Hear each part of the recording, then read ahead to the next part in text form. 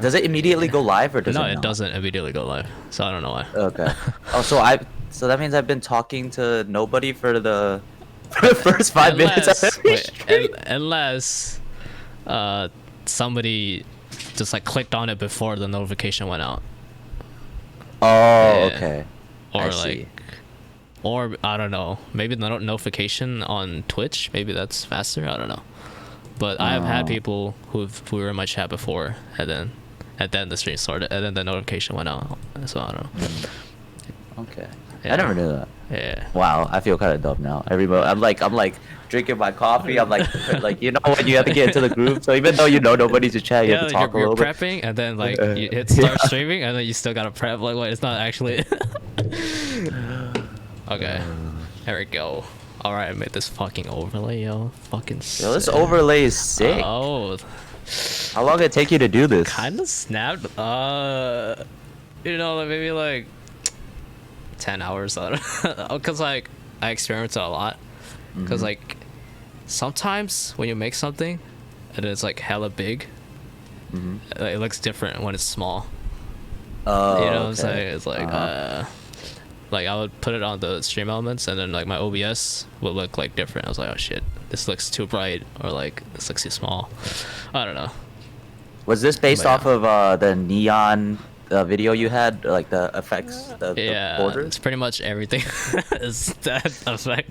It's only one effect. It's cool. I like Yeah. it. Yeah, thank you. And the combo cast, like, did you do that yourself? Yeah, Oh my god. Oh yeah, my I like lord. I like Yeah. the blue and purple theme. thank you. Don't win no flex, you know. It's just me. I'm just trying. I'm not the best. Just Is me that your actual experimenting. signature? Like, did you sign that?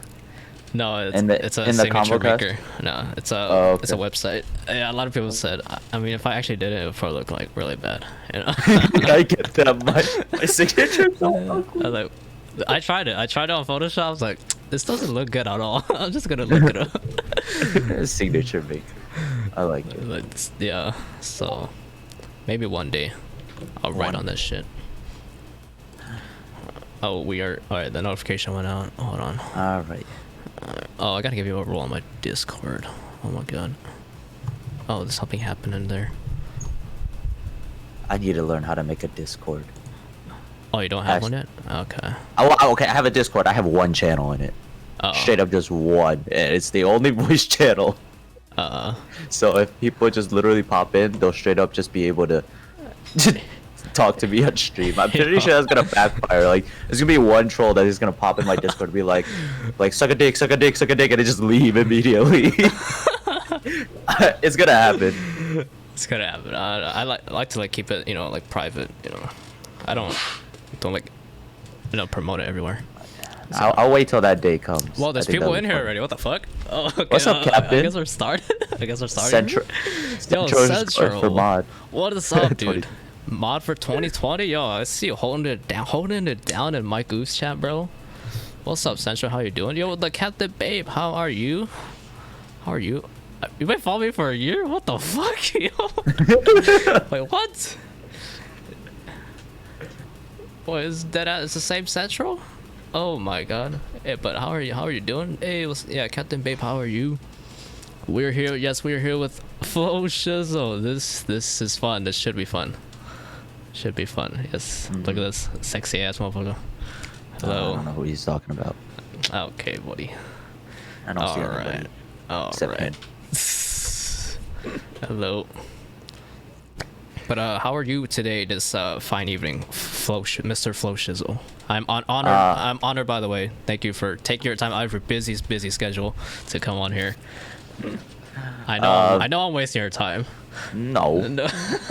Don't say that. That's not true. Okay. I was really happy when you reached out. Honestly, that's really cool. And to be honest, like, I'm sure you'll feel this way when someone invites you on their podcast. Yeah. I don't think I'm any person that should be like, oh, you know, I'm so high and mighty. Wow, you are so lucky to be like, what is that? There's nothing. I haven't. If anything, like, I see what you've done, and I think it's really cool. And I think that if you somehow find that what I do is cool enough to bring on your show, I think that it's like your opinion of that is already very valuable, and I'm happy that you think I'm cool enough to be on your show. Yes, thank you. Yeah, I mean, I really respect what you do. I think it's really cool that you try to help out other people. That's what I like. So. But yeah, earlier, let's see, today I didn't really do much. I went for a walk. Me and my best friend, he's having a rough day, so I was like, yo, let's go for a hike. So yes. Yeah, COVID's around, but the hike trail was like empty. There's no one there. It's like a forest. That's cool. It's like a national park, so no one does nature stuff. Let's be honest. Okay. That's cool. So yeah, we walked in the pouring rain. So it was low key, high key, kind of gay. he was like, "Is this kind of weird that two dudes are just walking?" Like, shut up. No, man. No. We're bros. Yeah, we're bros. You know, it's bromance. Bromance. I mean, Yeah. nothing wrong with it. Yeah. It's cute. We cute, you know. Exclamation mark Discord. Hold on. It's exclamation mark GSDG. The Get Hello, Shit Done Mr. Gang. Central. If y'all want to join the Discord, I will give you your own personal role. Everyone gets their own personal role, and if you want to see more of my content and all that, so yeah. There you go. Oh, hold on. There you go. My camera was not bright enough. I looked really pink. Okay. Nice. Okay. Anyways. Actually, where's this freaking star, man? Okay. Anyways, welcome, ladies and gentlemen. Welcome to episode 22 of the ConvoCast. I am joined by your boy, Mr. FLOWSHIZZLE, host of the United Gamers podcast. Whatever. Could you just introduce yourself? You know, tell the people what you're about. Okay. This is weird. It's weird being on the other side. Yeah. So I do a podcast called United Gamers. I try to help out other small streamers, learn from people large enough. I tend to think that the information we get from like super large streamers that have like 10,000 viewers and like already make bank, it's like kind of unrelatable to us who haven't started. You know, we're struggling to get anywhere like above like 10 or 20. We're struggling, like we just hit affiliate not too long ago, and we're trying to move to partner, and I think that is that's most of us, like, and so I try to find people that are currently growing or are doing something unique that I feel like we could all learn something from. And besides my podcast, when I don't have a guest, I just play Valorant. I'm a long-time tactical FPS player, and I think I'm pretty good. But, you know. He is really good. That's why I brought him on here. But yeah, man, it's really dope, the podcast. You know, when I do my stuff, I've done like 20 plus episodes of this. I usually just, when I invite somebody, I'm usually like, I already know them beforehand. But you, on the other hand, you've you've had guests where they didn't follow you until the day of the podcast, and then they have like tens of thousands of viewers and subscribers and all that. Twitch partners. So I don't know about tens of thousands. I think that's a little exaggerated. Like YouTube videos and like YouTube videos. Yeah. That's true. Yes, that's true. On YouTube, yes. So I was wondering how do you like approach someone who, you know, is that caliber, who's not really like on your level, and or like, you haven't really been acquainted with them either before?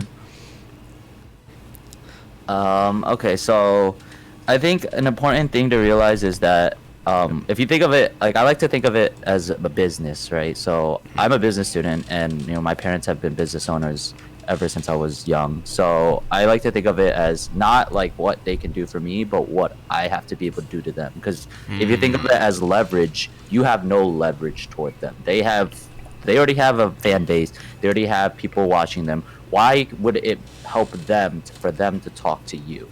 And when you think of it like that, then I mean we're all small. We don't have we can't pay them. We can't, you know, direct our thousands of fans to them either. So I said I wanted them to give an outlet for them to tell their story, and I wanted to as much as the podcast is to help small streamers, it is also to help people who are trying to grow have a place where they can vocalize their thoughts. And I think people that are streamers have a different mindset I think it's really cool that people who are trying to succeed, they are consistently looking ways to improve what they do, looking for ways they can get people's attention, and like it's a never-ending cycle of progress that streamers go through. And I think everyone has a different mindset when it comes to improving. So that's why I talk to like, rather than them being on stream like, hey guys, today I'm gonna talk about how I got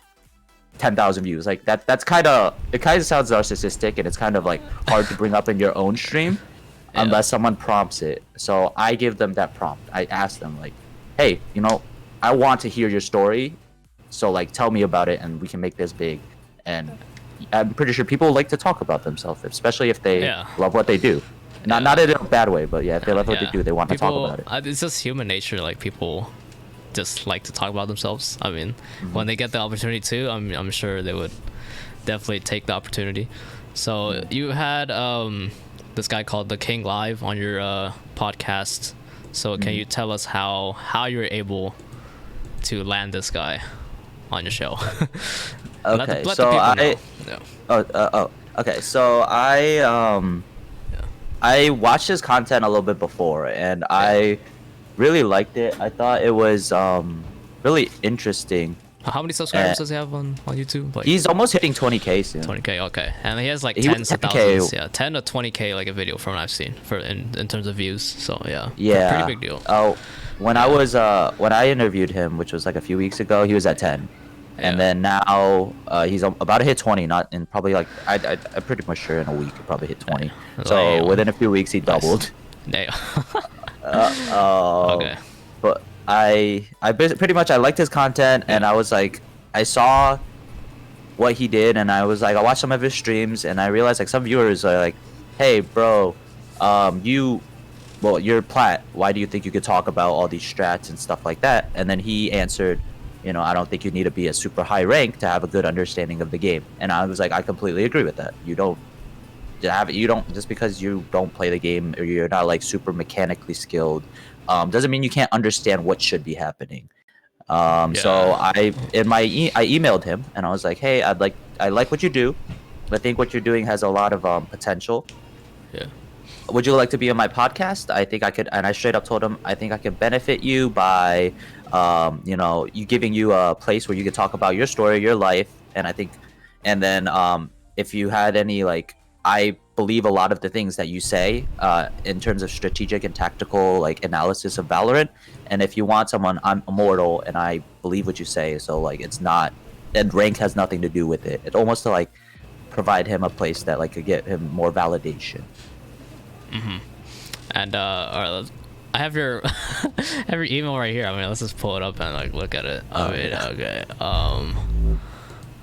I mean, yeah, I guess one of the key things that separated you is you told what you could offer them, right? It's always about, people always approach it like, okay, what can this guy do for me, but what can you do for them? So all right, yeah, so right here he clearly lists how I might be able to benefit you, and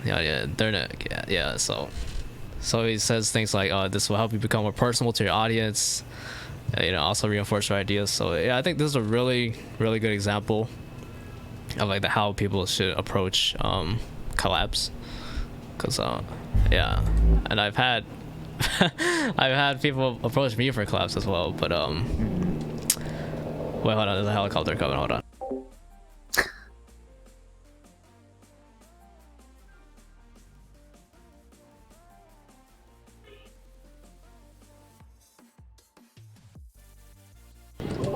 Oops, sorry. Okay, my bad. But yeah, I've had people. You saw what I tweeted the other day, right? This guy was like trying to collab with me, but he was like, I don't know. I just didn't know what to do with him. I didn't want to ego him. I wanted to do something, but I just couldn't like think of something. I mean, first, what did he do? Like he was. Well, what did he do? He wanted to do like a collab, but he said he didn't know what to do or what we would do. So I was like, I don't know. He has to have some sort of direction at least. Yeah, but everyone in the Twitter replies, even you were like, oh, you should do it. But like, and I haven't really gone around to it. I checked out his content, but like, I don't know.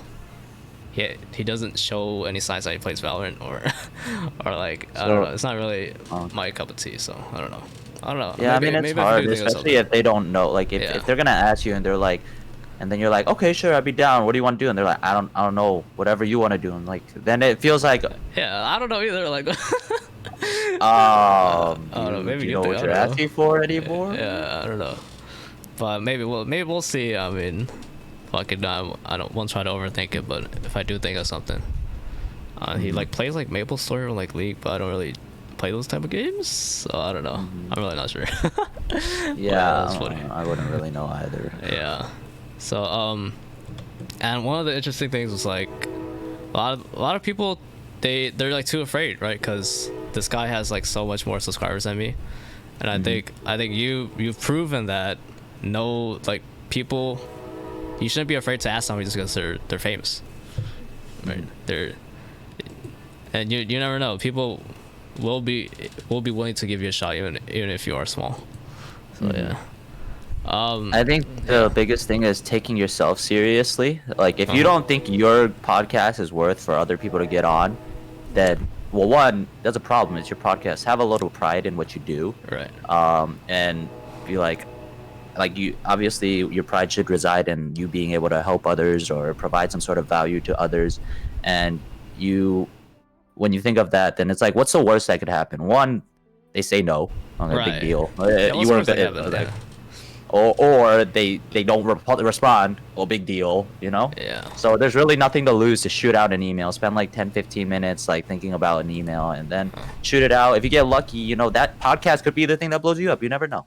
Yeah, you never know. Like, and like what were some pointers you would say like when someone's like writing that email? I think one of the most important things for me is like keeping it short and to the point. Because like people probably do read a lot of emails, especially if they are like more famous, like really, really famous. So I think keeping it straight and to the point, that definitely saves them a lot of time, and they won't get annoyed of you when they're clicking on your email. I think people should. The biggest focus is focusing on what you can do for someone else, and I think a lot of people tend to sway almost toward what they could do for you, and instead of like being like, hey, you know, I'm a struggling kid, college kid, and I'm blah blah blah, and my podcast is like this, and like, and then they don't tell anything. Like it's just like, they have that's valuable time for them. You need to value their time, and you have to pretty much get straight as quickly as the intro ends. Get straight into the point of why you are asking for what, for them to come on, and like give them a kind of like an idea of what they're going to be going through, and how it could help them. Right. And then so, what would be an example of like how you can help them? So I like to say, so it depends on like what your style of podcast or content creation is. If you're doing, you would try to gear, you obviously want to pick someone that isn't just because he's famous, right? You have to have some sort of similarities. Otherwise you can't, like, you could go try to get Will Smith to be on your stream. But like, if you have nothing in nothing to help him because you don't like do any acting, you don't do anything like that, then it's like, how is that going to, why would he say yes? You have nothing to provide.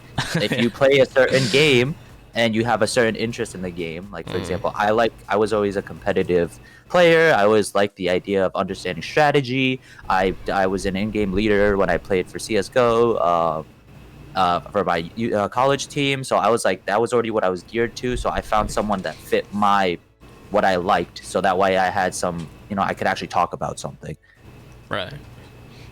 I think, like having someone random, I don't know, you don't really know what they're about, or like their area of expertise is just like, I don't know if you could add anything to the conversation. I think one of the big things about a podcast is like the host has to add something to the conversation. It's not just about the guest, right? And yeah, I think that it's definitely a two-way street. So yeah, I think people gotta keep that in mind. I think people tend to forget, like they just like the host isn't they're not gonna be the host of your show, right? They have to talk about it. They have to lead the conversation. They have to, like, it sounds weird. You want to stay as impartial as possible. You also have to want to put personality into it, because in the end, the central point between every single podcast is you.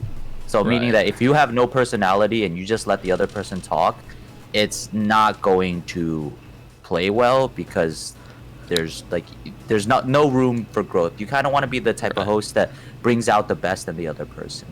Right. Yeah. Looking back at like some of my stuff, I'm just like, oh, I don't know about what I said. There was like, I don't know if I added anything to that, but like, I think it's definitely that definitely comes with like practice. So yeah.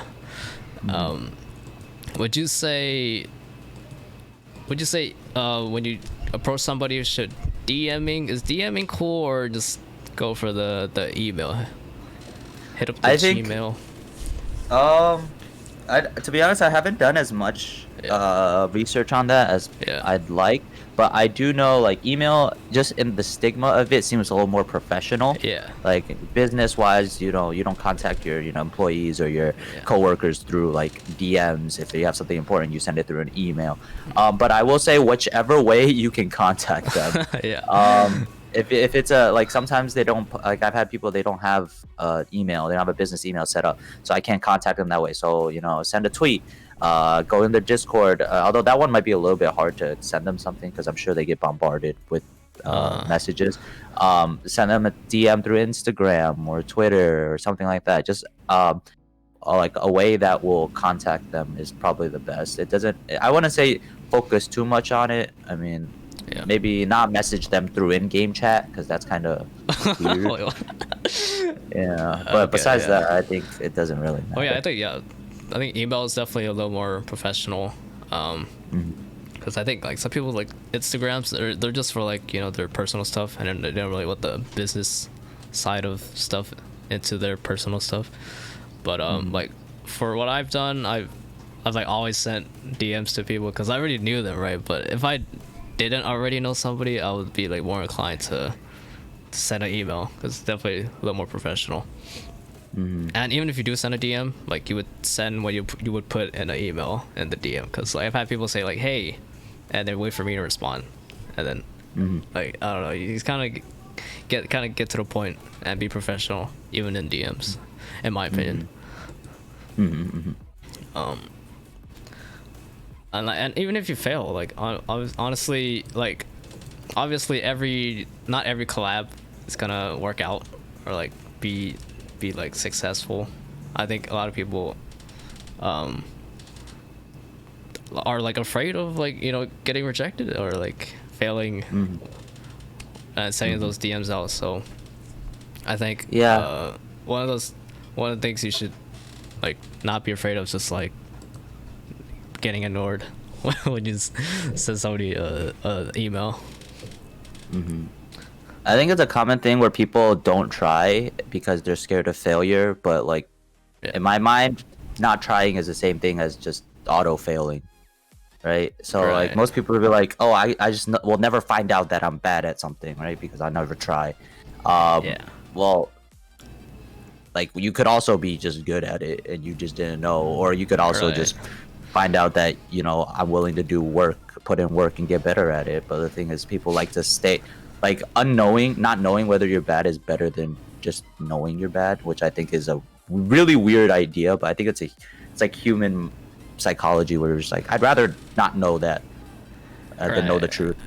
I think what's that saying, like failure is always a better feeling than regret. Something like that. Yeah, like just because you take a lot of L's, it doesn't mean a W is waiting around the corner. You know what I'm saying? So I think collabing is definitely one of the more underutilized parts of like Twitch and just like content creation in general. So I think it really helps, but you do have to keep in mind that not everything's gonna work out, because I've done like collabs with the other YouTubers before, and I've done podcasts with other people, and like sometimes they didn't really work out. Sometimes they were amazing and I brought in new viewers, but not everything is gonna be a hit, for sure.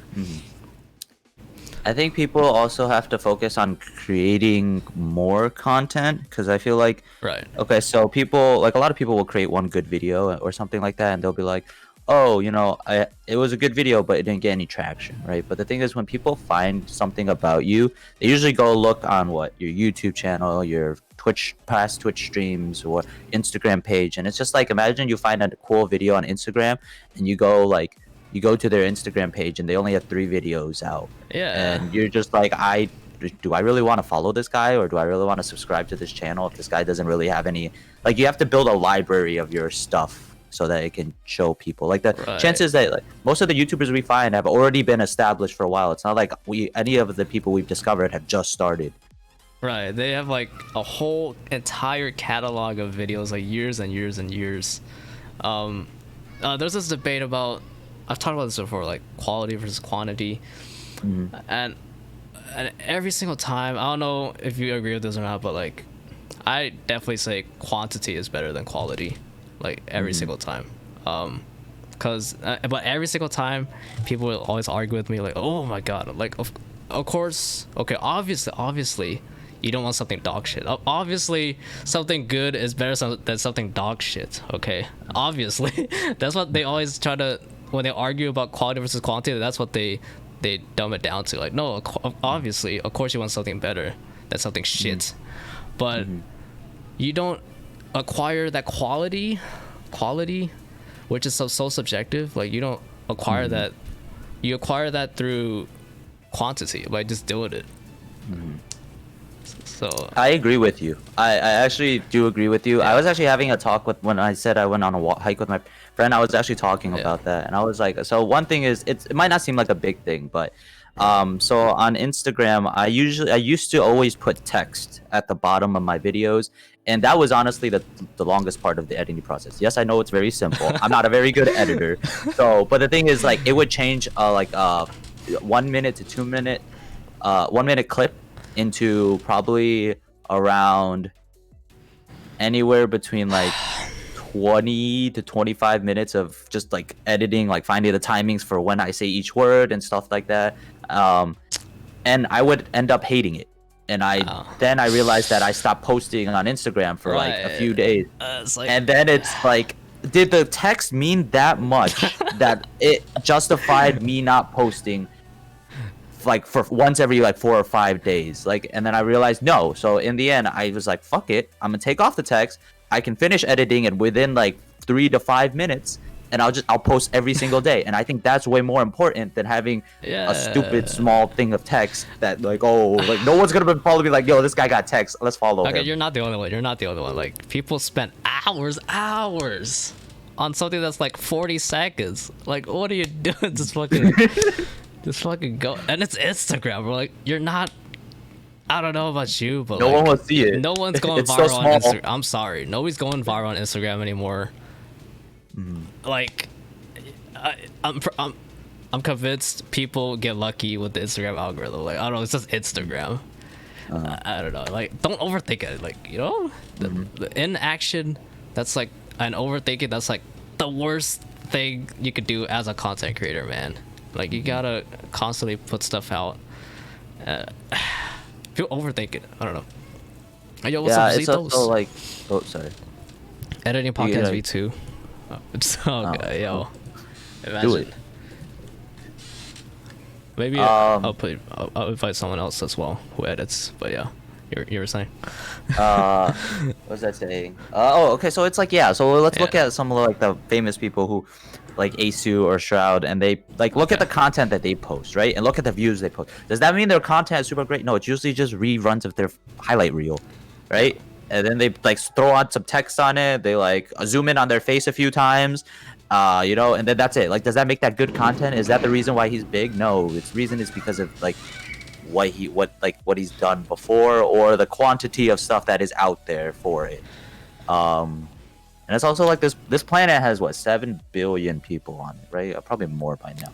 But and like, you don't have to get that many people. Like, well, ACU and Shroud, those are like really rare examples. Those like anomalies. Well, yeah, but what I'm saying is that like isn't quality, right? Yeah, they're good, but like before, like you have to think about posting, especially in the beginning. You have to just put something out there. No one's gonna find you if you have nothing out there. Yeah, but I'm saying, like, you could improve every single time you post something. Like, of course, if you go for quantity and like fucking autopilot that shit, okay, that might be bad because you're not improving. But like, if you keep posting and then you try to improve, try to level up every time, even like a little bit, that makes a huge difference. Stop saying. Yeah, if you could get both, that would be amazing. Yeah. But the thing is, if you're gonna sacrifice one a little bit more than the other, Yeah. sacrifice. I think way too often people sacrifice the quantity for subjective quality. Right. And oh my god, like people spend so much time on something, and guess what? It still fucking sucks. Like Jesus, like oh, God. So just fucking like most people when you're starting out, you're not gonna be good. I was not good. You were not good when you first started out. Nobody was good when they first started out. You will be good in like 2 years from now maybe. So you gotta think of it like you gotta hit 100 videos first, and then you could be good. You gotta think of it like that, like minimum, do a minimum of a lot, and then you could maybe have some sort of quality, quality quota. Yeah. As Zero says, about to go stupid on my TikTok edits. I mean, if you could do it, yeah, but if you spend like fucking 3 hours on it, like no. If you could do it in a reasonable amount of time, sure. Yeah. Wait, do you have a TikTok? I do not. The reason why I don't use TikTok is because I feel like I'm gonna get sucked in and become a fucking unproductive potato that never does anything. It just scrolls through TikTok all day. My girlfriend does that, and I'm like, I don't know if I want. I'm telling you, that's probably like the second best thing you could do to grow TikTok. On TikTok? Yeah. Okay, I I'll think give that a shot. I think you have to. I think you like don't have a choice, honestly. Like if you want to go Alright. viral, like you don't have a choice. So you just gotta. So everyone listening, like you, I don't think you have a choice. I think you need a TikTok, even if it's getting banned or not. This is your chance. Like this is your best chance, because Instagram's not gonna do it. Twitter's definitely not gonna do it. So yeah. You're right. Okay. Yeah, I've been ignoring that one. Yeah. So I think you have no choice. If you do make an account, it's so stupid. Like it's so fucking stupid. But like, if you do make an account, you do have to like upload like pretty soon. You don't want to wait a long time then upload, because like you'll get like shadow banned, meaning like your videos won't get that much views for some reason. I don't know why, but yeah. And like, what else? But yeah, if you already have a TikTok and like you've been uploading on it for a while and you don't get a lot of views, I think you should make a new account. So yeah, I think TikTok rewards new accounts. So yeah, keep that in mind. If you do make an account, like make sure it posts pretty soon on it. Don't wait too long. So that's what happened to me. But yeah, it's so dumb that the algorithms like that. But I mean, I think it's your best chance, bro. The only thing is, it's like TikTok. I mean, if you think YouTube is like immature, or like Twitch, TikTok's like the youngest kids. The youngest kids will watch your shit. So that's like the only like I guess bad thing. But hey, man, clout is clout. Yep. And I've seen people blow up on it seemingly overnight. So Okay. not a bad thing. So yeah, just saying. But anyways, moving on from that. You do have a podcast. So who would be your dream guest to have on?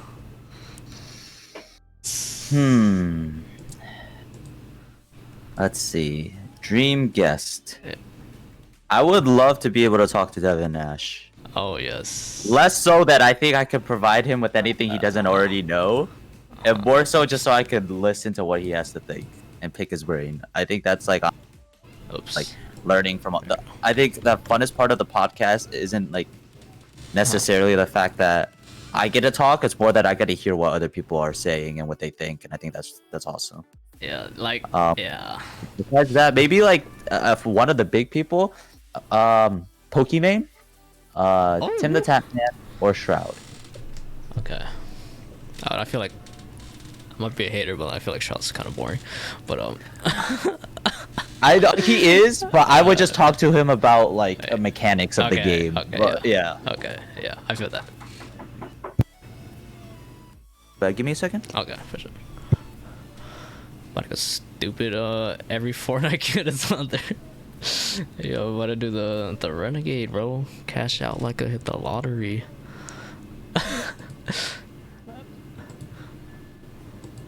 shit, FBI, you're My bad. getting Someone's knocking at my You door. getting swatted? No. Are you good? You good? Okay. I'm gonna get swatted live on. Yo, bro, you blow up. Oh fuck. Oh yeah, bro. Yeah. Yeah, Shroud's yeah, no, okay, because Yeah. even Shroud has admitted he doesn't really know how he blew up, but like he just streamed a lot and he was really good at the game. Yeah. This might be off topic, but like I think too many people try to emulate Shroud. That's like, oh, that's a fucking train. Hold on. Love living in the hood, bro. Okay. Anyways, I think too many people try to emulate Shroud, and like it's not gonna work, bro. It's like we don't need another Shroud.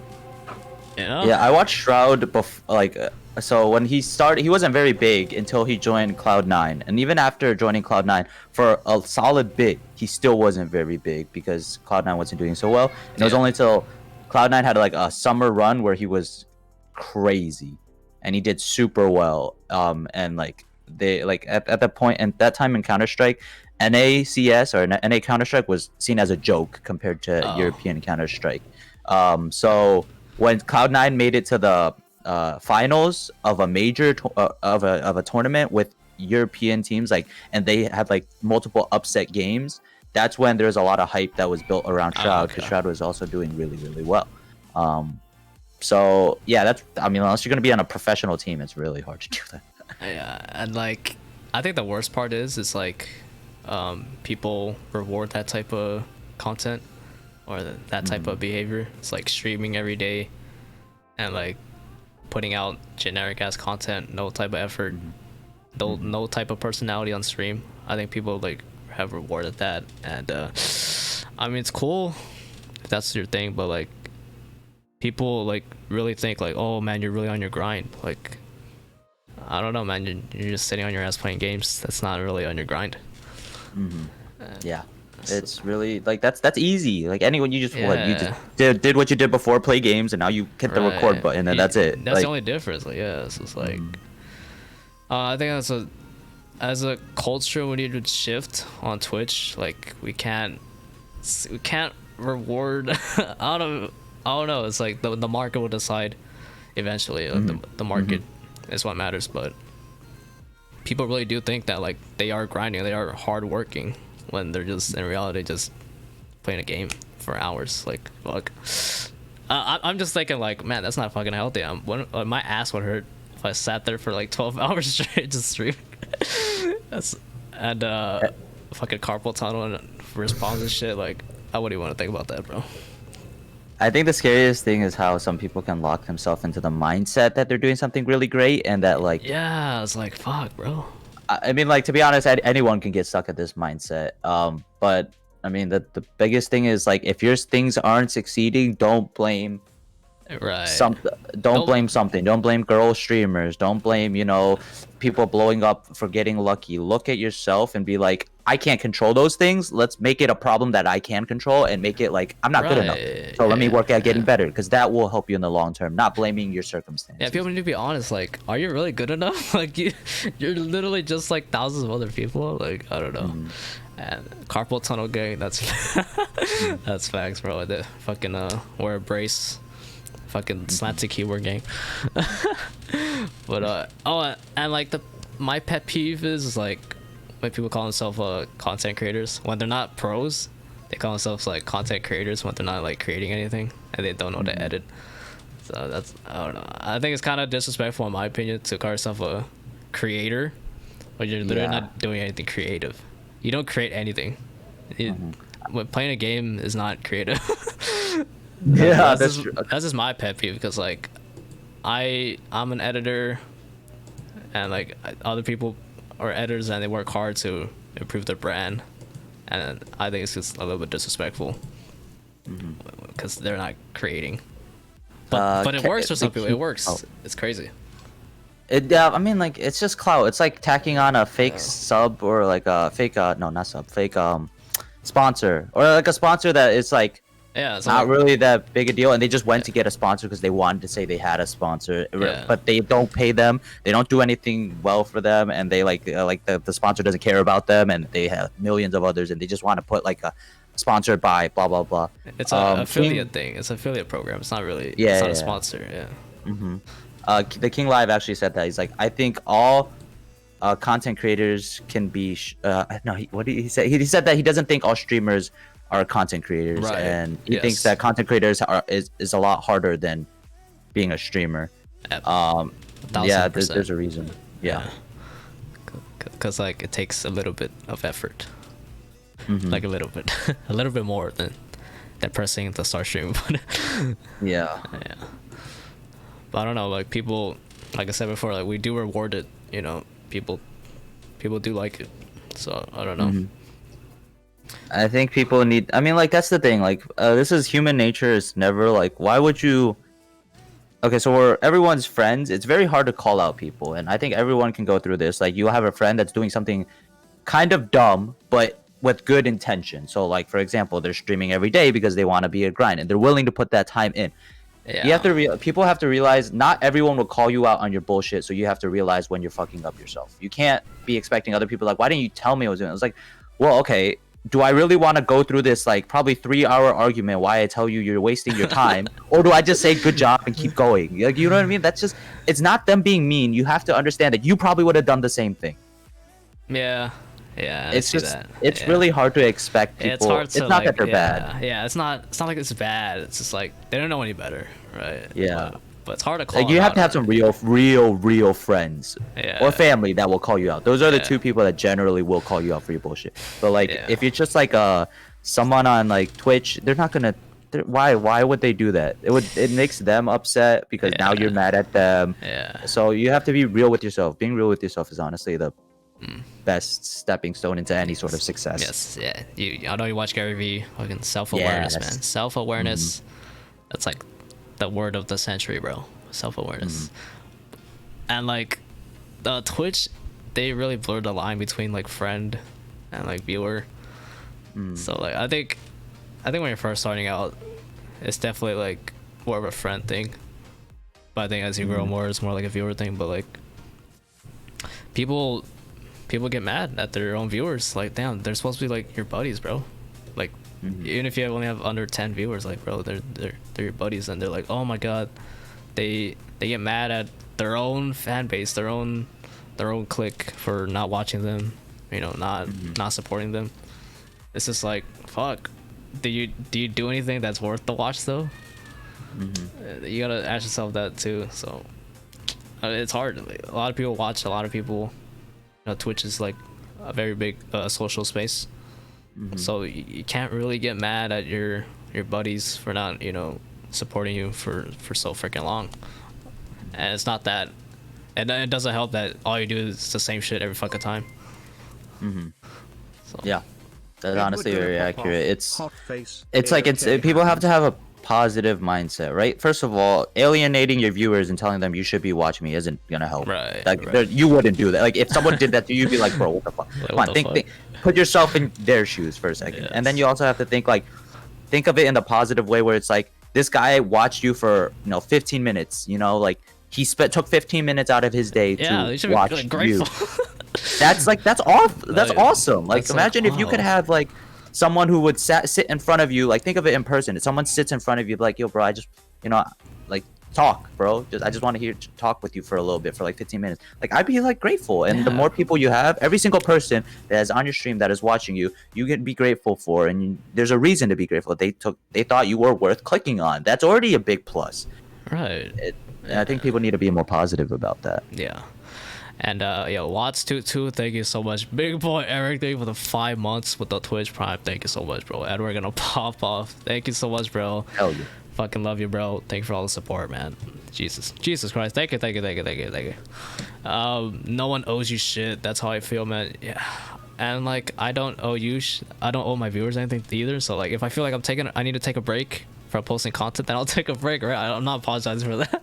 I don't owe you shit. You guys don't owe me shit, okay? And like, I don't know about you, but like, I think one of my goals is just to always give more value than I receive. Always give more, like, always make myself like, you know, underpriced. Like, always do it for free. Always try to help people, like, no matter the monetary circumstance. I think that's what I try to do. I think that's what I think people. that's a good mindset. I think that's what keeps people like in the long run too. Like people usually do it for the money. They usually don't do it for a long time. Honestly. Because money doesn't come in the beginning, and when you don't have Right. money, if your motivation is based on money and you don't get money in the beginning, you're gonna quit. Yeah, and like if the clout doesn't come, the numbers don't come, like that really is discouraging. But like if your intention is to just give value and like just have fun with it, I think that will truly keep you in the game for a long time. I think as much as people like money can motivate people, don't get me wrong, but it doesn't motivate people for long. Yeah. Which is the problem. So then like Right. especially with streaming, it's a time game. You have to put time and effort in, and if you have the initial motivation and you have like you're like going hard for like a week, but then like or like a month, and you realize no viewers are coming in, and then you burn out, like that doesn't matter. And like people like value the destination, right? Like if I get this amount of subscribers, like oh my god, I'll be so pumped. But in my experience, and like I've heard a lot of famous people say this, like when they do get famous and that clout does come, like that's it. It doesn't really feel special. Like like oh, I reached over 200 subs on my YouTube channel, and then, like one of my multiple videos of mine have over thousands of views now, and it just happened. And I still gotta keep going. Like it's not really, you know what I'm saying? It's like it's about the process and doing it and having fun with it. Cause like when the destination, when it does come, it's just like that just happened. It's not really special anymore. You just get almost like desensitized from it, honestly. I think it's because you're just rewarded along the way. It's not Right. like it's not like, oh, I feel no motivation or gratification for what is happening until you get the 200 subs, and then you're all of a sudden happy. That's not what it works. You're just Right. happy that every single sub that subs to you, every single view you get, like that amps you up along the way. And when you're there, you're like, nice. Nice, but it's only the beginning. You gotta keep going. Yeah. Like I've gotten like so many subs on my Twitch now. Like it's been insane. It's like now every time I get a That's sub, awesome. it's just like fuck, that happened. Or like I'll get like a hype train like once in a blue moon. It's like fuck. Oh, that I've happened yet to before. get a hype train. Yeah. I think. Wait, how does hype train work? It's like you get a bunch of crazy people that coincidentally are in your chat, and it usually starts with one person. Like they'll give like 5 subs or some shit. They'll feel extra generous that day, and then another person comes on. So I think it's like 3 events, so like 3 bits or like 3 subs in a row, and like in a short period, or something like that. But you could like set the difficulty, but I'm pretty sure everyone's set at like the easiest difficulty, if I'm not mistaken. But like I don't know, man. It's just like this is money. It's like you shouldn't really have an emotion or an attachment to money, man. So Yeah. it's always the value that should come first. Yeah. But yes. Anyways, transitioning to your cracked gamer skills, man. Okay, second up, becoming. You just hit what, Immortal 3? So you're in the 0.7% of the player base.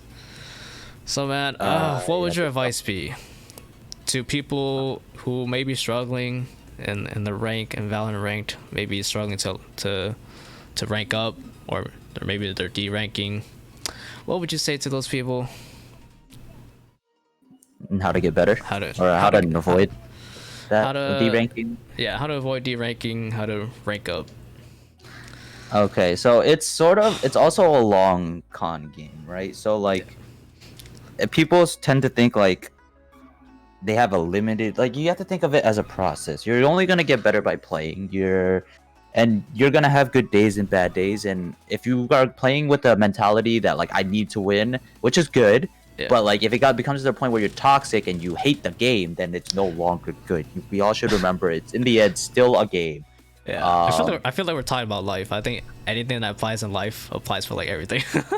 Yeah, pretty much. Like you wanna, so like the thing is, you wanna get good, you wanna get to a really high rank, then that's gonna require time. Now you Yeah. have to figure a way to make yourself willing to play that for that amount of time. Like if you get tilted every day, every time you play, you're gonna quit eventually. You're never gonna get good. So therefore, you have to play in a way that with the mentality that like I need to win. Which is good, but like if you get tilted every day, every time you play, you're gonna quit eventually. You're never gonna get good. So therefore, you have to play in a way that like with the mentality that like oh shit, you know, I should have done this better. Whatever, you know, on to the next. I'll improve. And I think if you point out your own errors and you make it a conscious effort to not do it again, you will slowly but surely get better. And it's never going to be a jump. Everyone thinks it's going to be some sort of like noticeable jump. I'm all of a sudden like, oh, I started noticing, and then all of a sudden I'm like 2 weeks later I went from like, you know, silver 3 to like a diamond, and I'm like, that's not what's going to happen. Yeah. You will just start like getting there. Like it will just feel, you just feel like I didn't get as destroyed as I feel like I did, or like even it says something as simple as that, like I feel like I didn't make as many mistakes, or I feel like I was proud of this game even though we didn't win, you know, like I feel like what I did was good. Maybe I could work on something else. But besides that, I think aim is very key in a game like that. Recoil control is very important, being able to, and that's practice. So like take time. I always recommend this. I was actually talking on this on my last stream. People ask like, how do you control recoil and stuff like that? I'm like, play DM. Like I just added the DM function. This was literally the thing I've been waiting for the longest time. Deathmatch. Because instead of waiting for like a ranked game or even an unrated game where you see like maybe maximum like 5 people around, then that's really lucky. You're probably not gonna see that many people. You are like forced to fight people back to back to back, and it shortens the time.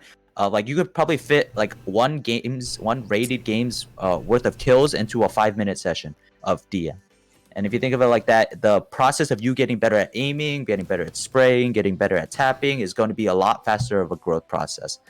So improve aim. I think off of aim alone, you can easily get to, I want to say, high gold, low plat. I believe, but just aim alone. Decent aim. After that, I mean, and obviously not being like stupid, you know, don't put yourself. I have a tip series where I go through like problems that people should be thinking, and I try not to go through the generic ones, like, you know, don't run into 5 people like that. And I'm like, well, you know, duh. Like, I'm sorry. I think you guys are all smarter than that to not run into 5 people. Like, I'm gonna give you guys a little more credit than that. But like, play like, practice your aim, and then if you really want to get good, spend time analyzing your own games. And if not like through VODs, then through actively, like during the game, like, oh shit, I fucked up. Like I say that if anyone has seen my stream, or I say that a lot. I'm like, oh shit, I fucked up. I shouldn't have pushed here. And it happens. Yeah, you take the mental note like every time you like make the mistake while you died instead of just blaming the game. Yeah, I rarely ever blame the game, and it's because it doesn't help. Like, even if it's a game's fault, then it's like, don't fucking play the game. Like, what if it's a game's fault, and like they don't play the game? Like, it's there's nothing you can do about it. You're not gonna be able to change the game. The only thing you can change is yourself. Right. I mean, like in Fortnite or like BRs, it's like it's RNG, but like there's stuff you could do to limit your RNG. Yeah. Or like have a higher chance of. But yeah, of course it's not 100%, but like you can't blame the game because it's literally like nothing else you can do about. So yeah. Besides that, wait. Would you recommend people to like solo queue, play with people similar to the skill level when they're queuing up with the party, or play with someone fucking cracked out of their mind or like out of their skill level when they're in the party? Okay, so playing with someone cracked out of their mind is not going to improve your personal gameplay unless you use it as a learning experience. If you're using them to carry your rank, you're not going to get better. That's pretty self-explanatory. If you use it to learn from what they're doing, that's another thing. But then at some point, you still have to end up playing on your own. Playing with a 5Q, if they're around the same rank as you and the same skill level, I think that's great. But I will say playing solo queue does force you to have to be more flexible, more adaptable, and find out how to win and make like that. That's just stuff that will come because you can't rely on good teammates, so you have to rely on yourself a little bit more than others. So if I were to say best way to learn the mechanics the best is going to be like solo queue. That's the best way. Best way to learn, like, I think at a certain point, if you want to go competitive, because I don't know if you guys know, there is a competitive Valorant Discord. and then build a 5-man team that you can always rely on. Right, But if yeah. you're just trying to get better individually, solo queue is the way to go. Okay, great tips. Yes. Oh, Always, I also yes, want sir. to point out, if you play with friends, there is another benefit is that it's more enjoyable. Solo queue, sometimes it's the fact that your teammates are toxic that makes you not want to play a game. If you have friends, like playing the game will make you better than not playing the game. So if you don't want to solo Right. queue, if you'd rather play with your friends, just play with your friends. You know? Or like I don't know, I'm not the type of dude to like care about like my rank and all that. Or like I just play unrated. But yeah, those are definitely great tips. What is your like warm up routine when you try to play some Valorant? If I'm playing with my friends, I usually don't usually warm Okay. up. It's more that like I try when I'm playing with my friends, I try not to try so hard or sweat so hard because I become like very critical of what they do, especially if I'm trying. Because it's like I usually don't play on my main. I play on a Smurf, but regardless, it's not like they're low rank either. They're diamonds, so they're not bad. But I just I notice mistakes that they make, and I don't want to become that person, especially if I'm playing with friends like that. I want to become that person. Like they're having fun and they're also improving, right? They're not they're my friends. So I would always, but when I do play on my main and playing for ranked, DM is the most important because if you guys know, there's a CS:GO player or ex CS:GO player called Nothing, and he has a thing where he talks about like preparing yourself is just as important as playing the game. Because if you think about it, like he was like, it might not seem like much, but pretend if you didn't DM before you played the game, and you're like 3% worse than you normally are. And then if you do DM, then you have that 3%. Or if you don't eat a breakfast, like a good breakfast, you don't, you haven't hydrated today. Like you're in a bad mood. All these stuff are like small percentages that decrease your like ability. And while individually it doesn't seem that big a deal, like 3%, who cares? 2%, who cares? But when you add them up, like if you have like 5 of those, that's easily like you're 10, 15% worse than you normally would be. Yeah. So make sure you DM. And as for aim trainer, I think DM is just better. Aim trainer is really only gears you through stationary targets, since or aim labs at least. I don't know about Kovacs, I don't use that, but aim labs is like it's just spherical balls. Yes, they move, but it depends on the movement speed of the game. Yeah. You don't really know that. Yeah. A Well, DM. there are modes in aim lab where like you can move around and it's like Oh, are there? yeah, and it's like I a haven't gone that arena far. and like there's like a practice dummy, but like again the movement speed is like different, and like you if you try to like stop and shoot the target dummy, like he's gonna move like out of your sight, like cause he fucking zooms and then he'll like wander and then he'll zoom again, so like that's not really, again, that's not the Valorant realistic. It's always obviously to get the best one is to have a closest to what you would actually encounter in game. Yeah. And the thing with DM is they're all on all of the maps that exist in ranked and unranked. Yeah. So like if someone peeks around a corner in a DM, that's going to be the same as if someone peeked around in a ranked game. So being able to drill where your crosshair placement needs to be, like your peeking bit, crosshair needs to be this high.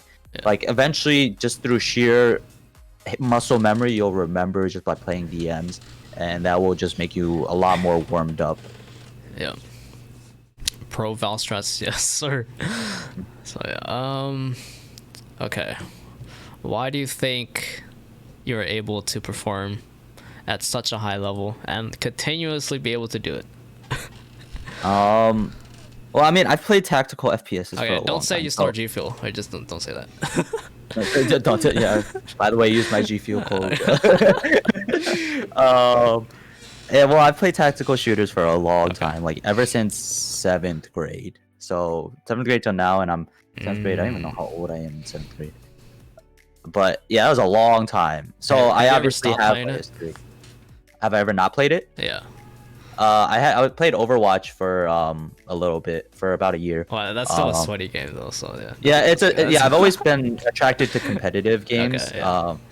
I guess PUBG would be the only exception, but like when I played Overwatch, I like made it a goal to get to Grandmaster. Okay. And when I played PUBG, I like I only went for kills because that was the only thing that like I hated how the meta revolved around just camping in a building. So I was like, you know, it's stupid. I don't care. I just want to play. I just drop right on people and just like grab a pistol. Yeah, that's yes. You gotta hold W, hold W. Hold W, W key, W gang. But yeah, that was definitely a big part of obviously being good at the game. But I also think like I've had like my cousins have also played the game for equally as long because we started with the same game and we ended with the same game. And they don't play anymore. But like I was always at a significant higher level, and I think that's one because I played a good amount. I don't want to say I played more because I think at some points I did. When the CS:GO started, I played a lot.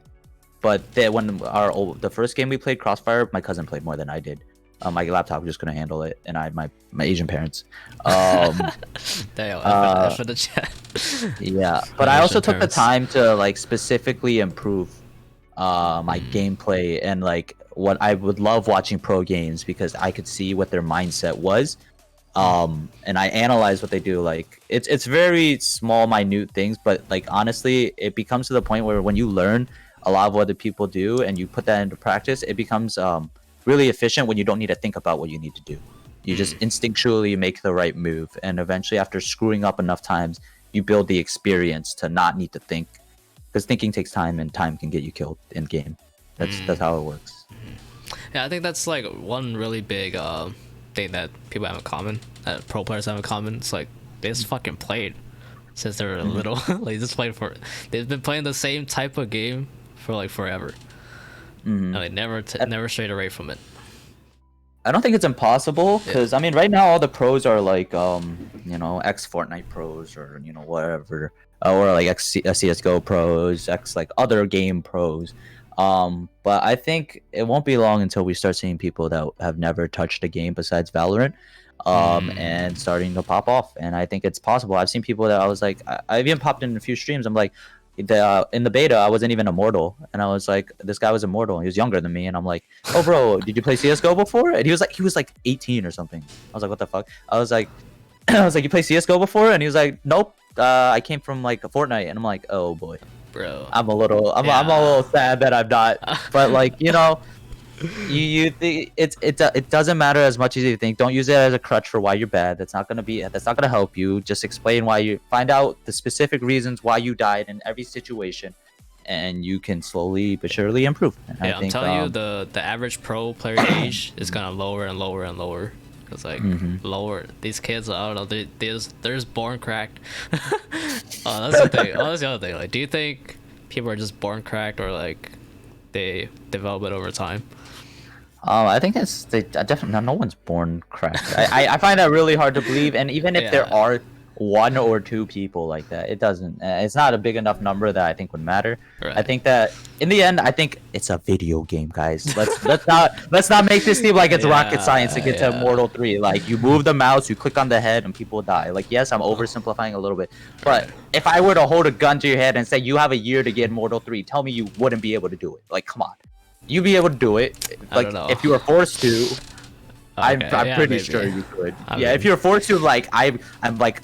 Edward, for this year, I like if you don't hit Immortal 3 by like at the end of 365 days, I will end you. Right? Okay, I might have to like quit my YouTube and Twitch, but yeah, I might be able to do it. Maybe. Yeah, I'm like it's a video game, bro. You got this. Like you just eventually play. Like it's like you can memorize a textbook in that time, then like you're gonna ace the quiz. That's the same thing. You can play the game so fucking much that you're eventually just gonna know everything.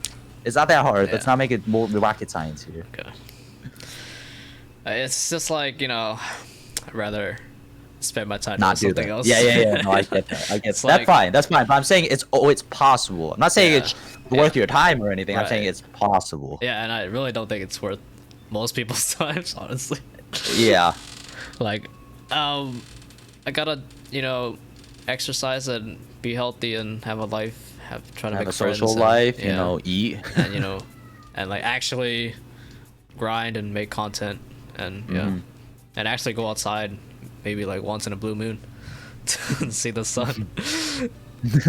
I think people do a lot of things half-assed, which is why they never end up being good. Like, okay, so you like, I want to be Shroud, right? But then you don't commit as much time as Shroud does to getting good.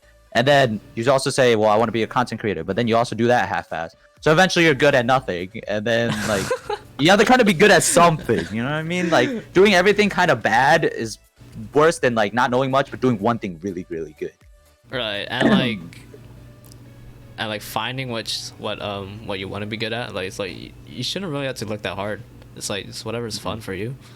You know, whatever speaks from your heart. So yeah, I think a lot of people, I think people should like slow down and be like, okay, what what gives me joy in life, and like can I have a hobby through this, and, it's okay. You don't gotta be the best in the world at everything. You don't gotta be a millionaire. You don't gotta have a 1 million subscriber YouTube channel. Like you could do something. But yeah, a lot of people do half-ass it. Okay, do you ever think of going pro? Have you ever thought of that? I used to. I think back in CS:GO, I kind of wanted to, but I also like back then. If I had my mindset now a little bit earlier, I would have actually tried. I got pretty close. I think, like I got to the last step, which was just grinding my ass off and getting points in a ladder. I got to rank A in ESEA, and after that, it's rank S. The only way to get into rank S is you have to get enough points, but the only way to get enough points is like they only accept the top 2, right? So like basically, I would have just grind my ass off, and there are people there spending literally like 14, 15 hours a day just trying to get into rank S, because they only pick it by the amount of points, which is just almost directly correlated with time that you've played. Jesus Christ. Okay. Yeah. So but like I was in school at the time. I'm like, I don't think I want to do that. And also, I know my parents would like maybe like if back then I was like I told my parents about. I never told my parents about this. Maybe if I told them back then, like, hey, I'm this close. Like, should I go for it, or maybe if I had more determination and belief that I could, maybe I would have tried giving it a shot. But at this point, probably not. I think I would. I'm definitely planning on getting to Radiant. I have no doubt in my mind that I'll get there. It just depends on how long. But I don't think that would. I don't think Radiant would translate to pro. Two, I mean, like, if it was offered to me and I thought it was like a good like attempt, then I'm like, yeah, sure, why not? Like, but if it's just like, is that my main goal? Then no.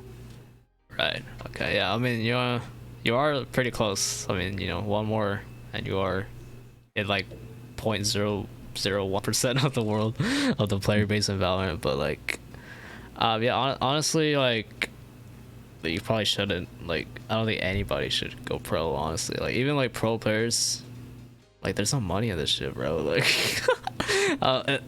even when you are in the money, it's like you're literally in the top 100 of the world. Like, literally only the top 100 and like out of 7 billion people in the planet. That's like almost not gonna happen. And like that's even like more rare than like becoming a full-time Twitch streamer, or like that. Like, your percentage is like so low. Like, people say like it's really hard to grow on Twitch and all that. Like, it's literally impossible. But if you look at esport players, like full time, who do this for a living, that's even like even more rare. So like, and to think that like even the pro players that are able to perform at that level, like, they would have made way more money if they focused on content creation. Because like prize earnings or like contracts on your org, that's not gonna be enough, bro, honestly. Yeah, so, it's not enough. It doesn't make enough money, and it's also like very like if you don't do well, right, then you're out of a job if they decide to pick up a new player. Yeah, you have to win. And like the most successful orgs, like they're literally just content creation teams. Like, who cares about like whoever's the best in the world? Like, people don't care about them. They don't have a story, right? People can't get attached to them. They don't have fan bases. The people who do have fans is the ones who create content. And I think when you do go pro, it's like you do have to balance that, right? Like, you have to balance the practice with like streaming, and sometimes those don't go hand in hand. Yeah. So I don't know. A lot of big teams I know, like the reason why Shroud quit is because they would, well, in professional games you're not allowed to stream your matches because, or your even your scrimmages because you know Yeah. strats and stuff like Strats, that. yeah. That's and Shroud actually was like being called out a lot because he streamed too much. People thought he streamed too much and was like, bro, you need to be focusing on your game. If how can you be on a Right. professional team if Right. you're not, if you focus on streaming and not, so like you can't do, it's really hard to do both. Yeah. And like your ceiling is like way higher if you just go the content creation route. Like you, Yeah. there's more money and there's more longevity, bro. Like think of like any pro player that's still around back in the day that's still relevant now. Like there's almost none. The only ones are like the ones that make content back then, like in Call of Duty, like Nate Shot and like Scump, like those, and Formal. Those guys are still around. Those guys are still big names in the Call of Duty scene because they made content. And like so I mean, I think if winning is in your blood and you are passionate about like being the best, then you could go for it. But like that's so rare, and like it's really not for everybody. And by like, when I say it's not for most people, I mean like 99.9999% of the population is probably not for them. And the money, I think the really people not there. who will succeed are, well, one won't, like if you're discouraged by that, then you're in the 99.9%. But if Yeah. you're really Right. think that you can do it, because there's obviously the 0.0001% Right. that can't, right? Then that doesn't discourage you. But like Yeah. the thing, if it does discourage you, then that's probably because you're in the 99.9. Yeah. And I'm telling this from like an Immortal 3, like it doesn't, you don't want to put all your eggs in one basket, and especially in this such a like lottery based basket. Like come on, Yeah. if you're like good, like if you honestly like reach diamond, you're already better than like us, like 90% of the players. Yeah. Right. So like you, like the thing is after that, like it's not as impressive. It's just like, oh, you're good at a game. Yeah. Nice. Unfortunately, yeah. And it took you so much to get there, right? But even when you do get there, it's just like, yeah. I've always loved the game, which is what Right. drove me more than being a pro. You know, I love the Right. game, I love playing, and I love learning from it, and that's why I ended up continuing to play these types of games. Right. But it's not because I was like, I'm gonna go pro and whatever tactical FPS is coming out that I kept playing. Right. And it goes back to what we said earlier. I think like if you just love it and just do it because you want to do it, I think that's what keeps you in the game for a long time, and that's what pushes people over the edge. For sure. And like people who are like focused on the end goal, like they usually don't make it, like unfortunately. So Yeah, it doesn't Yeah. need. It's really so hard to do something like that. It's because you're not gonna be Yeah. motivated for that long. Like if it takes someone like 8 years to get pro, right? For example, and you don't know that, right? So one, you don't know when you're gonna go pro. So for example, if it took you 8 years and you're not gonna be where you are until the end of 8 years, then like you, and that, but that's the only thing that's motivating you. Like eventually you will just feel more and more disheartened as you realize you're not where you want to be, and that's because your motivation is based on a goal rather than based on the journey. Yeah, and like I think one of the most like self-destructive things is like placing your self-worth based on like your success in something. It's like, oh, if you get low stream numbers, or like if you didn't place well in this tournament, like you kind of, people do often place their self-worth on that, and that's like really destructive. But yeah, man, I think you do have a lot of potential.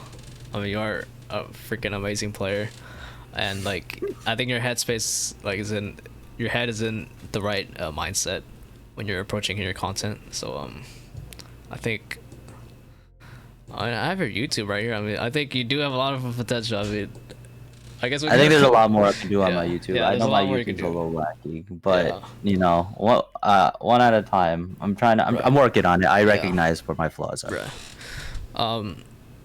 I mean, I guess we could turn this to like a fucking Devin Nash stream now. So like, I mean, we could talk about like ideas for YouTube channel or whatnot. Okay. Yeah. I have your channel right here. All right. So, okay. I think one of the most interesting things is like some of the No, most those are all random- my yeah. old ass clips. Some of the from most my- random clips have like a lot of views. It's like, okay, do you Yeah, know, that's do you know what's part of the funny. reason why you have a lot of views on these videos? Which ones? Dude. Oh, some of the. Okay, let's Yeah. see. Let's scroll down. Uh, Or like, okay. I honestly sometimes I have no. I mean, okay, that one. I mean, it's because this is how to get a second round auto sniper. Normally, 99% of the time, you cannot, and the reason is because it costs too much damn money. That's like buying the op for second round. But the thing is, in CS:GO, if you knife someone, you get significantly more money. So, like for example, okay. a regular kill is $300. If you knife someone, you get $1,500, right? So Okay. imagine that in Valorant. Yeah. But I knifed 4 people in that Okay. round. Okay. Okay, I see. Yeah, I've never played CS before. Okay. Yeah. Okay, but part of the reason why you have a lot of views is because like these have years. These have years head start. Like these, it had years to get these amount of views. So like don't be discouraged if your new videos don't get views. But Yeah, I think we all look for instant success, but yeah. like it takes a long time, and like to be honest, those videos I never checked the views on those videos. Like this is actually the first time I've seen Oh, these videos. But it like to be honest, like even if one of those blew up, I don't really care. Like it'd be awesome if they could like bring in any traction, but if it doesn't bring in any traction, I don't care. Like that's not the content that I wanted to produce. I have started to realize that by highlight clips, I thought my highlight clips no one cared about, but like I have because I have insights on Instagram, and then people like those and my Valorant tip series more than my podcast series.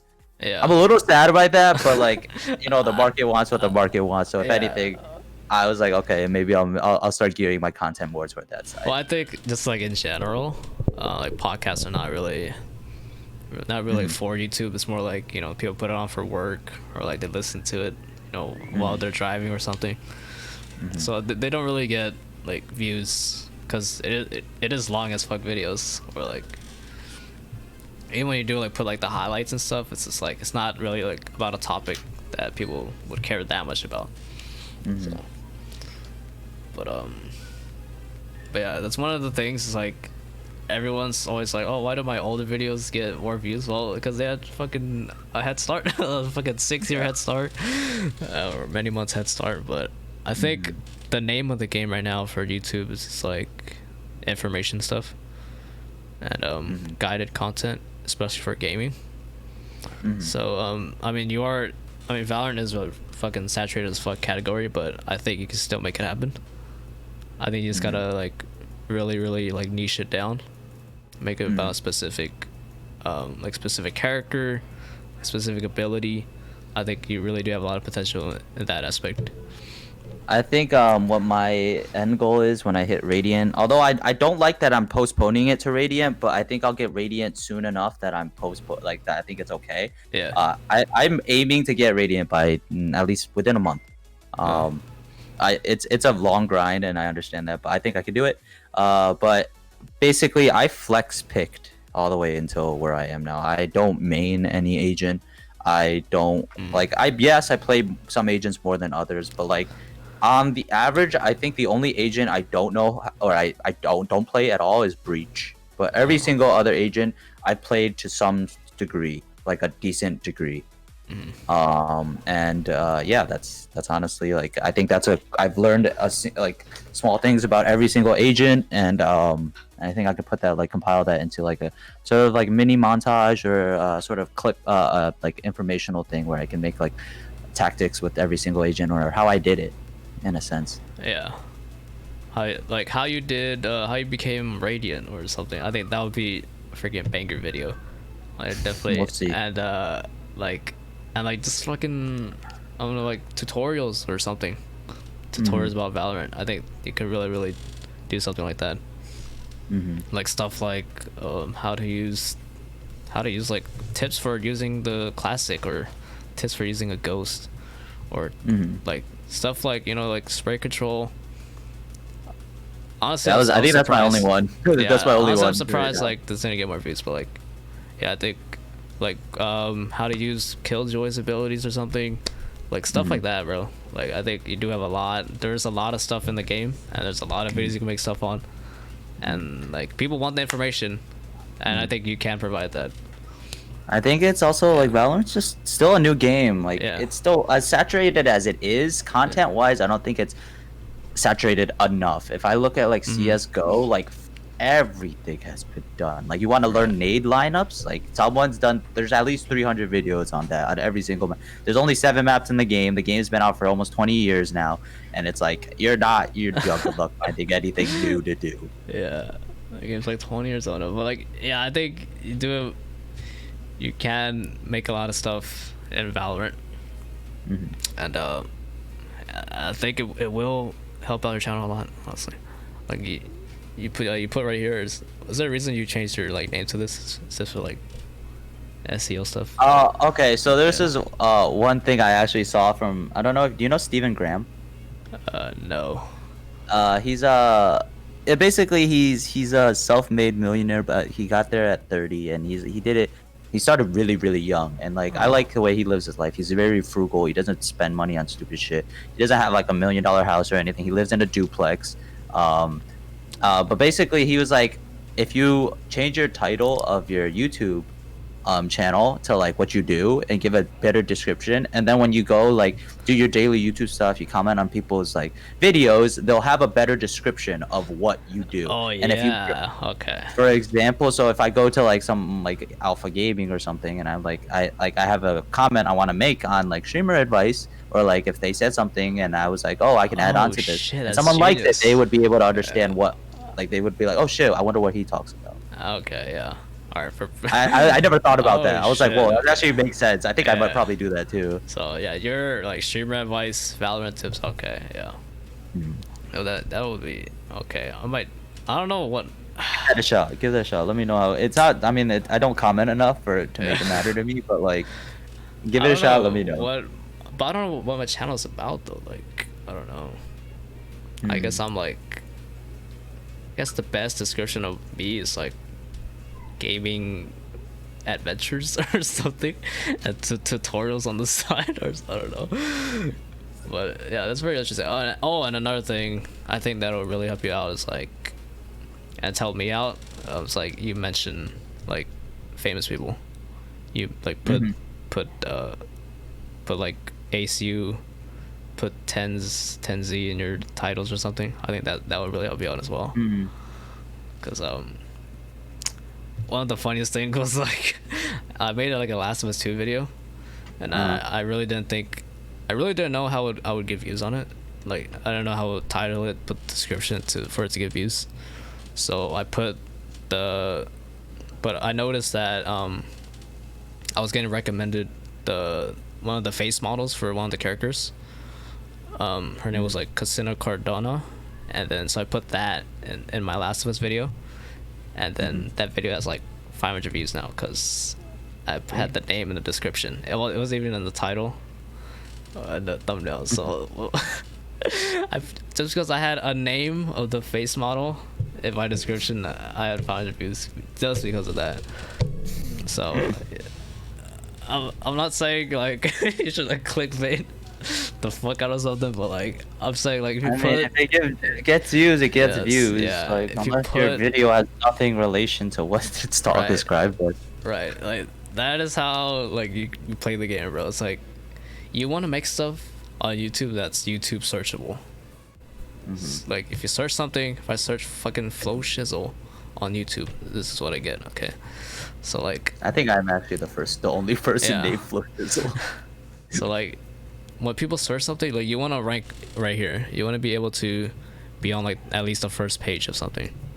So like if you search for like Valorant, like of course that would be like way too many videos. So like, but if you do something more specific and target like the right keyword, like that would definitely increase your chance of showing up. So it's just like finding the balance between something that people are interested in, but like not a lot of people are doing it.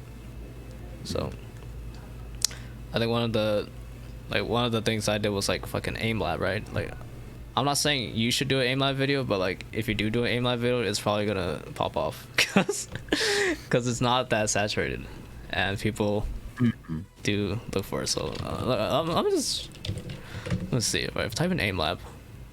Does my video even show up? Look, my video's right here. Like, you see? Like, this is possible. So I think. Oh my god. Yeah, my video's right here. So, well, this guy's smart. He put AC on the title, and it's 8.6k views. So, and in the thumbnail. So yeah, I think you should definitely just find your niche, and I think just sharing your knowledge of your game, sharing your knowledge of Valorant, but like really like doing a video about something specific. I think that would really help you out. So let's take a look at like, I don't know, like Killjoy Valorant. I don't have Killjoy unlocked yet. Ability. Let's say, for example, okay, ability guide or something like. I think like, see, I think it's possible for you to rank right here. So, or like. I do look at a lot of the guides and I think they're all trash. Right, but I think you could do better. I do think so. I do think I could provide a lot more than like, because people are like, oh, the only Killjoy guide you'll need, right? And that'll be their title, and then they literally just read the ability list, and I'm like, or is this really all I need? Like, you're not gonna tell me anymore? Yeah.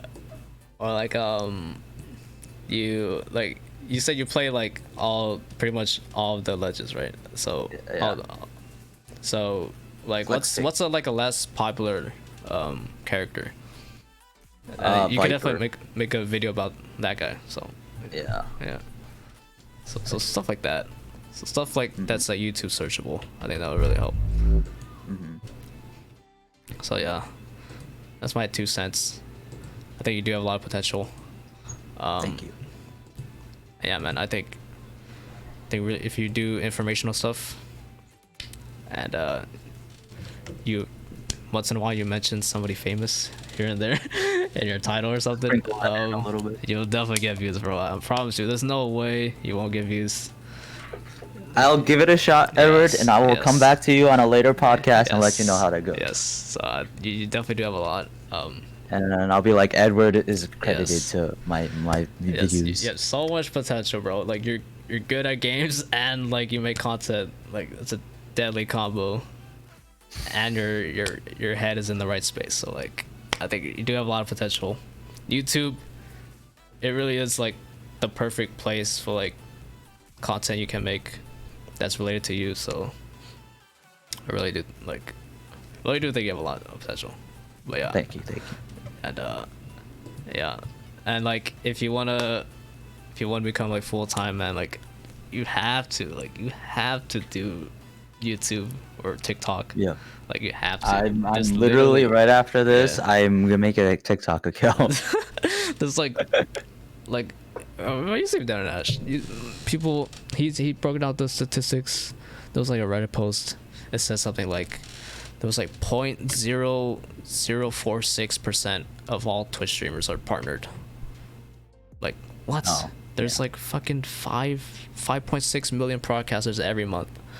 Like 0.046% of that, like less than like 1%, 0.1% of people are even partnered, and the vast majority of partners are like not even active, and there's even less of that are full-time. So like like, and being partnered doesn't mean you're automatically full-time streamers. So like what was it, like 40, what was it, like 40,000? It was like 40,000 partners. Do you know how many people? I think he also said, or some people were inactive. Like once they don't remove partners. So let's just say there's 40,000. I think there's like 40,000. That's the correct number. There's like 40,000 partners on Twitch. Do you know how many people have over 1 million subscribers on YouTube? I actually have no clue. 16,000. So there is room to eat on YouTube. There is literally nothing to eat on Twitch. Like you have to like be on other platforms. Like I don't know if people realize how fucking impossible it is to go full time on Twitch, even though they've seen people on Twitter do it. But like they're literally in the 0 something percent, bro. Like so rare.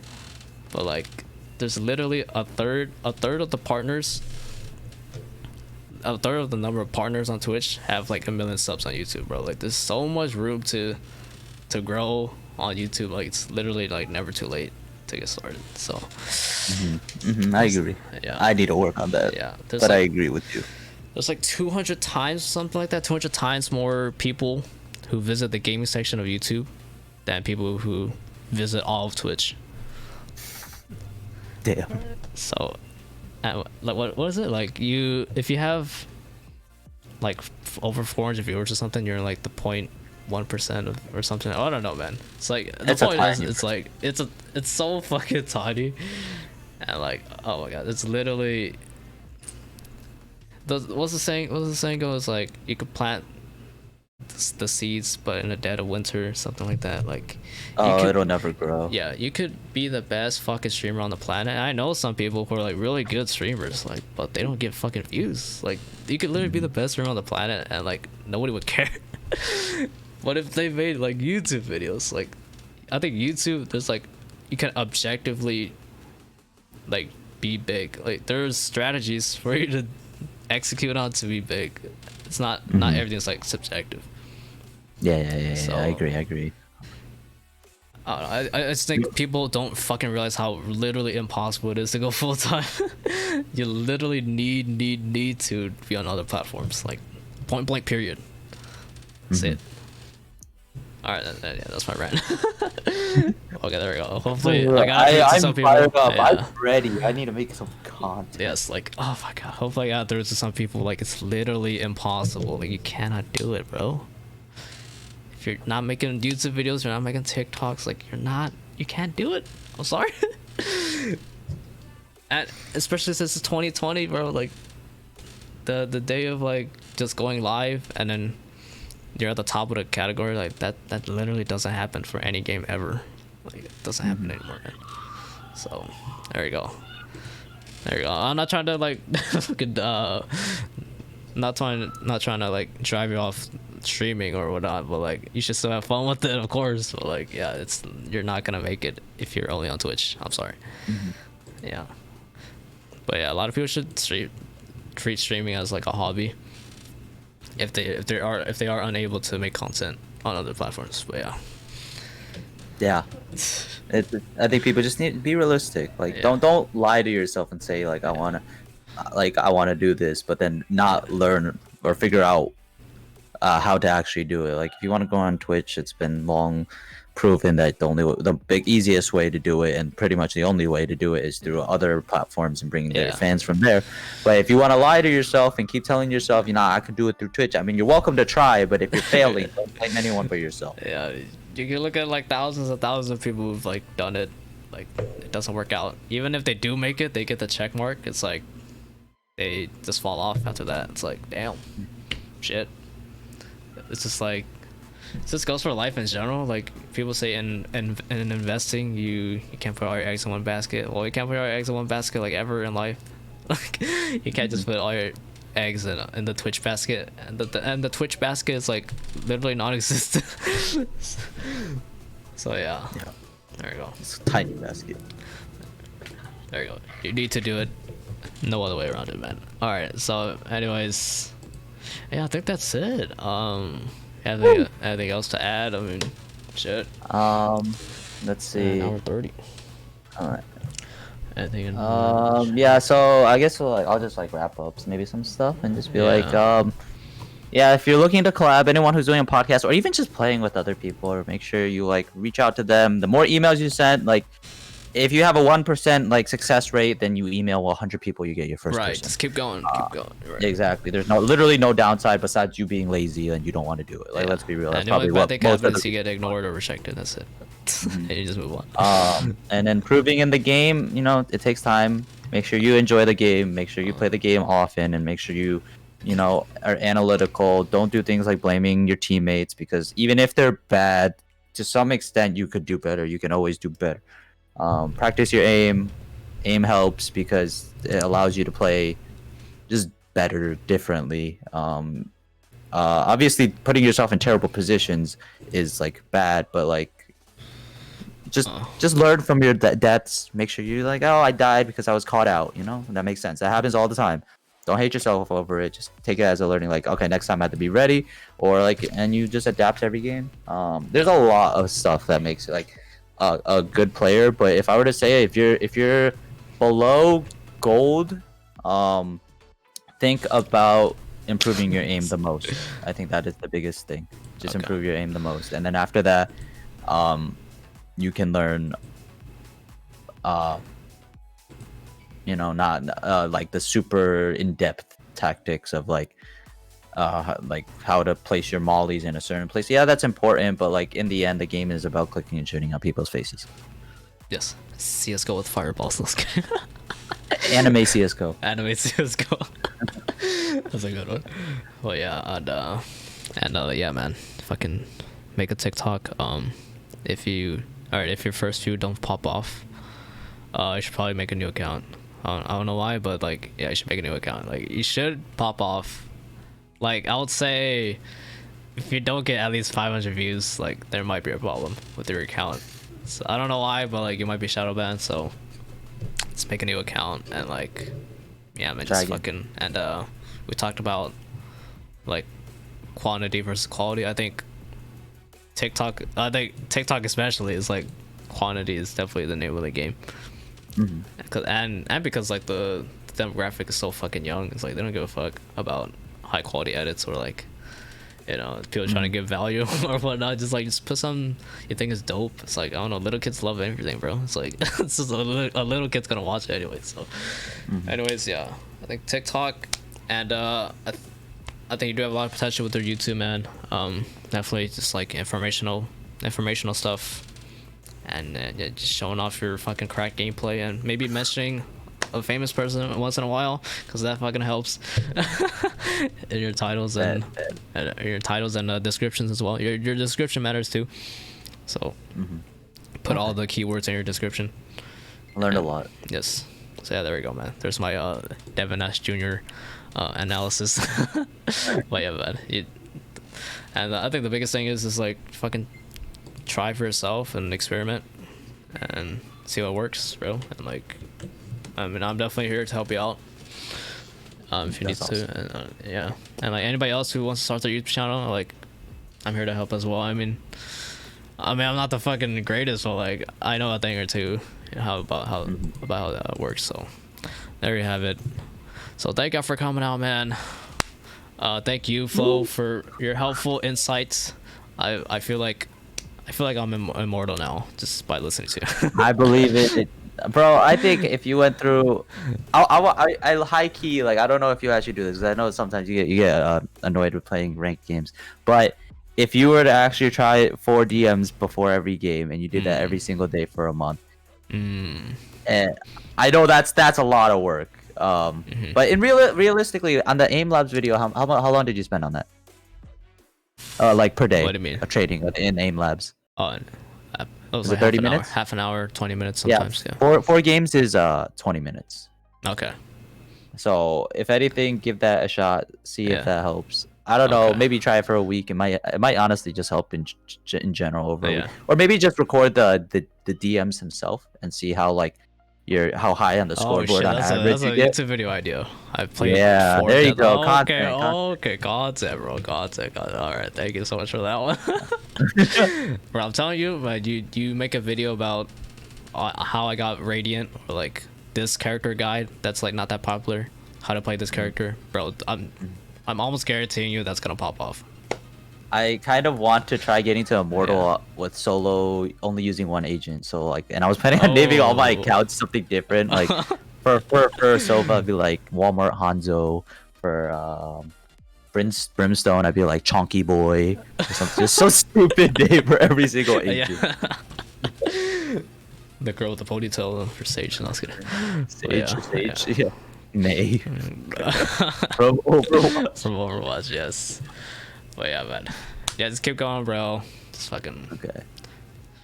Only way up. Thank you. Only direction is up from here. If you are right. Yes. You are right. even if you do like take L's, even if your videos don't get views, it's like you could just learn from it. Yeah, I would I think I'm argue- always proud of what I do. Yeah. So it's even if I get no views, I like what I Right. do, and I think I'm like, oh, I'll just do better next time. Right, failure is like probably even more rewarding than success, because you can probably learn better when you fail. So yeah, so there we go. That's Thank you life. for having me on your podcast, bro. For sure. Thank I you. really enjoyed Thank it. you for It was really coming on. fun. Thank you. You were amazing. Thank you all so much for tuning in. Hope you all have a wonderful night. We're gonna raid out here, but if you're listening to the audio version, hope you all have a good night. Drink that water. Get some exercise in there. Make sure to smile once in a while. And yeah. Peace out. Bye. Love you guys. All right. For the stream, I guess we're just gonna raid out here. I'll stick around for What the fuck are we gonna raid? Raid Joy? Joy Side TV? Joy Side Or- TV? Or who else is on right now? Have I ever rated Joy though? I don't think I've ever rated her. Or is there anybody who might need a more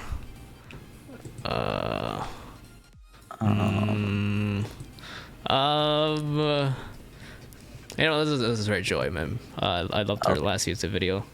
Nice. Oh, you should definitely check it out. It's like Valorant Fitness or something. I Oh, thought yeah, that was I really remember. cool. So, alright, she gets my rage just for that. And I think she's a really good streamer, so yeah. There we go. I think she's like just vibing right now, I believe. I'm just gonna send the raid/raid Joy Side TV. Alright, there we go. This channel's intended for mature audiences. Okay, bet. Okay. 3, 2.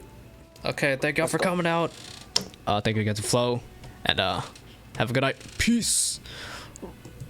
Click raid. Bam. Alright, there we go. Nice. Nice. All right, thanks, bro. Thank you for Alright. coming on, buddy.